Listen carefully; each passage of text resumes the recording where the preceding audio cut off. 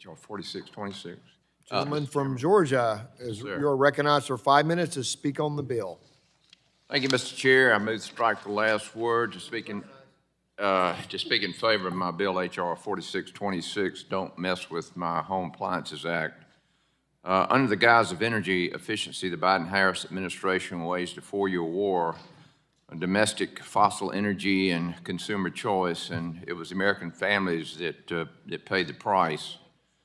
From gas stoves, refrigerators, freezers, to washers, dryers, dishwashers, and air conditioners, no household appliance was off limits in their pursuit of a radical rush to green agenda, and we can't allow that to happen again. A couple of personal stories. 30 years ago, we redid our kitchen in a house that's 130 years old, and we put in a Sub-Zero.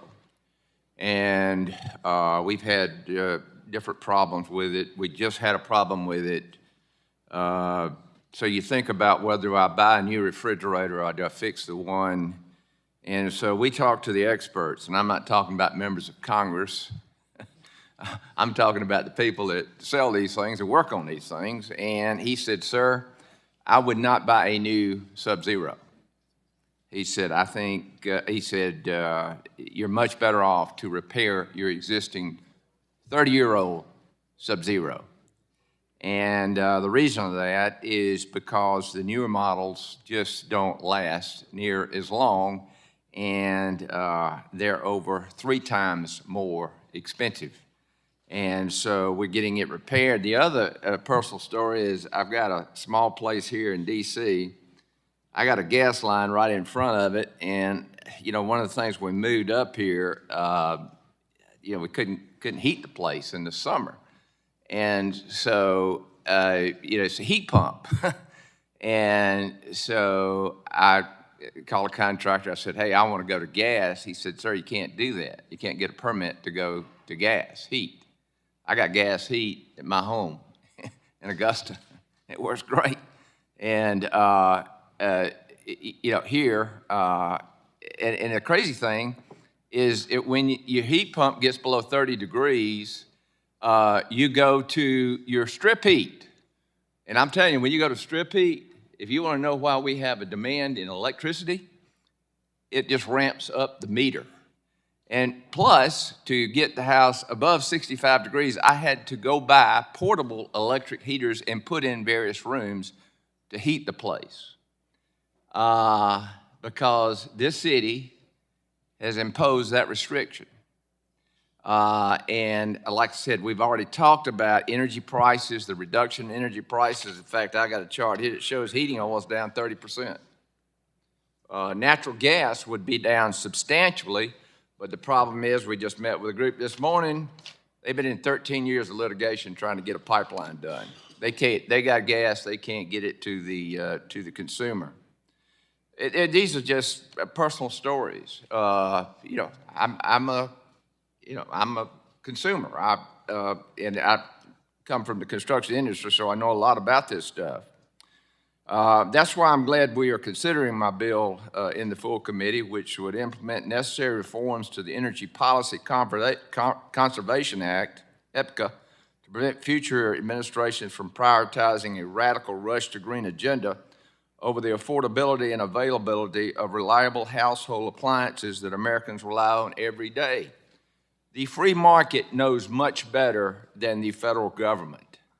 Congress enacted EPCA in 1975 to increase energy production, reduce demand, and encourage a more efficient use of energy. As part of this effort, EPCA authorized DOE's Appliance and Equipment Standards program to set minimum energy efficiency standards for product categories. DOE must follow specific statutory criteria for prescribing new or amended standards for covered products and covered equipment. However, over the last several years, DOE has gone beyond its scope and statutory authority by finalizing rules that do not meet the specific statutory criteria. Why would they do this? These egregious appliance standards have caused homeowners to spend 34% more on appliances than they did 15 years ago, as my experience showed, while having to replace them at a faster rate. which is what my appliance repair man said would happen. That is why my bill makes reforms that will eliminate DOE's requirement to review and update energy conservation standards every 6 years, establish a new process to allow standards to be revoked or revised, and amend the statutory criteria for determining whether an energy conservation standard is economically justified. Additionally, my bill aligns all compliance dates to be 5 years following a final rule, requires test procedures to be issued at least 180 days before rulemaking action, maintains provisions for current law and related DOG reviews, clarifies DOE's authority to amend water efficiency standards for clothes washers. These are common sense changes that will ensure certainty for manufacturers and consumers and allow consumer choice. I urge support of my legislation. I yield back. Thank you. The gentleman yields back. Is there further discussion on the bill? Gentlelady from California is recognized for 5 minutes to speak on the bill. Thank you, Mr. Chairman. I move to strike the last word. As I argued during the subcommittee markup of this bill, we are on the brink of an energy crisis, and this bill would exacerbate that crisis by gutting federal energy efficiency programs. Families are already struggling with rising energy costs. Household electric bills have gone up 11% on average since President Trump took office, and nearly 80 million Americans are facing an impossible choice between keeping the lights on and putting food on the table. At the same time, we're facing a broader energy supply challenge as demand for electricity is growing faster than we build new power plants. And that's why energy efficiency is so essential.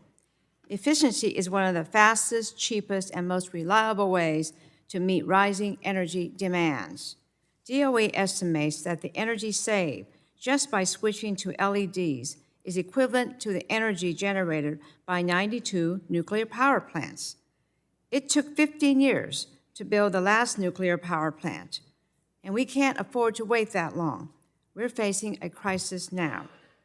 We need to be using all available tools to meet rising energy demand, and that includes energy efficiency. And these standards save Americans money. Federal efficiency standards save the average American household almost $600 every year. That's why I fought to maintain and grow federal energy efficiency programs. Every year, I lead efforts in Congress to support strong funding for these programs in the annual federal budget because these programs consistently deliver benefits for families, businesses, and our electric grid. It's common sense. When you reduce the amount of energy we use, you save money, and that extra energy can be used for other things, like powering new factories or AI data centers. It's common sense, and it should be nonpartisan. I know my Republican colleagues don't want to see blackouts. I know they want to power AI data centers, and don't they want to reduce electricity rates? So I urge my colleagues to get serious and work with Democrats on practical, effective solutions that meet the moment and save Americans money. I yield back. Gentlelady yields back. Further discussion on the bill?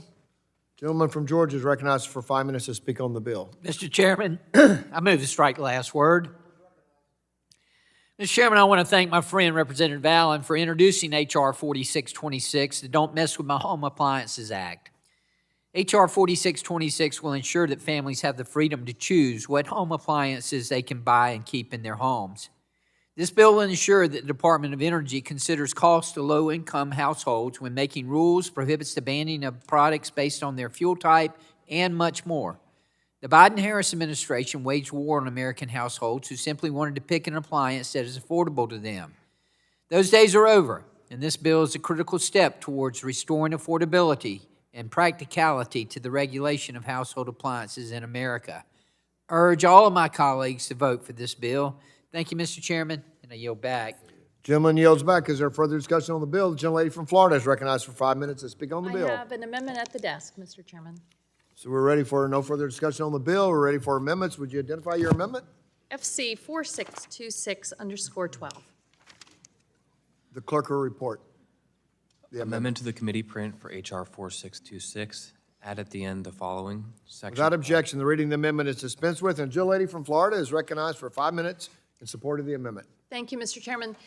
Colleagues, I think we all know that families across the country are working really hard to get ahead, and all of the higher cost and inflation is really setting them back, whether it's groceries, healthcare, you name it, but especially their electric bills. That's why this bill is such poor policy, because it takes away an important tool to help people keep their electric bills low. It guts energy efficiency standards for your home appliances.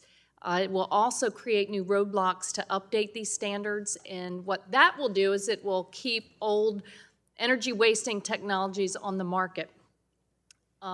This bill is not needed to preserve consumer choice. I've heard that word a lot. That is a red herring.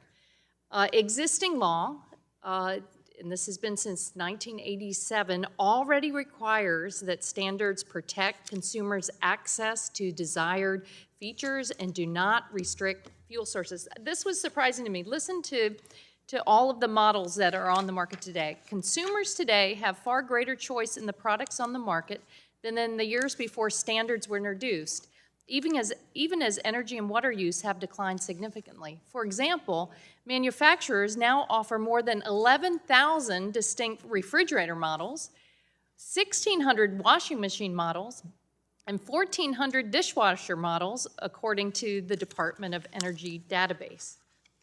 So let's talk about how energy efficiency standards actually work. They require manufacturers to produce more efficient appliances, but only if it's technologically feasible and economically justified. Consumers have the choice. You can decide yourself. Do you want a less efficient model? You can purchase that less efficient, cheaper model. Or you can spend a little bit more upfront that will save you over time. But net, over time, these standards help consumers save money. I know that a lot of the folks in the energy industry, they want people to spend more money. They want you to use more energy. That's where they benefit. They profit. But really, if you want to act in the public interest, you come down on the side of the consumer. Good old innovation here in the USA, and help people save money that they need while appliances get better and better over time. We heard from witnesses before the Energy Subcommittee, the average household spends about $2,000 on their annual utility bills, and between $200 and $400 is actually wasted on inefficiency.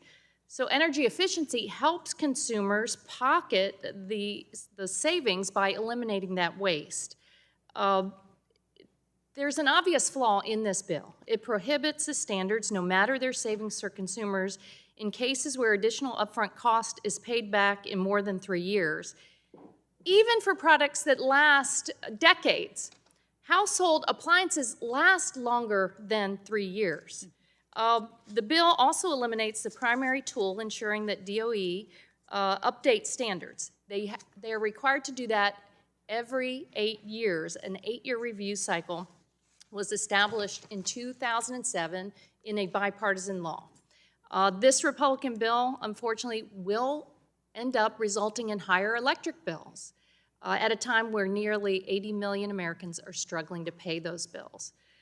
Republicans are also trying to confuse people by claiming that energy efficiency standards result in faulty appliances. That's silly. As our expert witnesses testified, there's no evidence that efficiency standards cause products to break more often. If Republicans were serious about helping folks back home save money, they would support new standards. Product technology is improving in many product types, meaning that future standards could achieve major savings. Between 2030 and 2050, U.S. households could save an average of nearly $150 annually on their utility bills. Businesses could save collectively $13.8 billion. Plus, you can't turn away from the fact that these standards are popular. That's why surveys show that 87% of Americans support them. In fact, a majority of Americans want tougher energy efficiency standards. They know that they pay off for them. So my amendment would simply ask the DOE to publish a certification that the effects of revoking existing energy conservation standards on cost, monetary benefits, and pollution will not negatively impact consumers. I hope we can agree on that. This amendment does not affect the implementation of anything in the bill. It just asks DOE to wait until they certify that it's not going to have a negative impact on our neighbors. So I see no reason why anyone would have trouble supporting this amendment. I urge you to adopt it, and I yield back my time. Gentlelady yields back. Is there further discussion on the amendment? Gentleman from Georgia is recognized for 5 minutes to speak on the amendment. Mr. Chairman, I'd like to strike the last word to speak in opposition to this amendment. This amendment is duplicative and unnecessary. The underlying bill already requires the Department of Energy, DOE, to consider the impacts of efficiency standards. But to go a step further, let me just explain something. The EPA wanted to do away with my wife's gas stove. She had a brand-new gas stove. In fact, it was a revolt in the entire neighborhood about this. You know, when you look at what it costs to cook with gas versus what it costs to cook with electricity, right now, because there's no more war on fossil fuel, it is actually less expensive to cook with gas than it is with electricity. In fact, if we could build pipelines, we could get it a lot cheaper. So it includes a look-back provision, which requires the Secretary of Energy to examine several criteria before amending or revoking an efficiency standard. The criteria includes the cost to consumers, the level of energy savings, and technological feasibility, and the commercial available products. Furthermore, the underlying bill requires an economic analysis that specifically examines the cost to low-income households and the impact on employment. For these reasons, this amendment is duplicative and unnecessary. My legislation ensures DOE standards are cost-effective and technologically feasible. I urge my colleagues to oppose this amendment, and I yield back.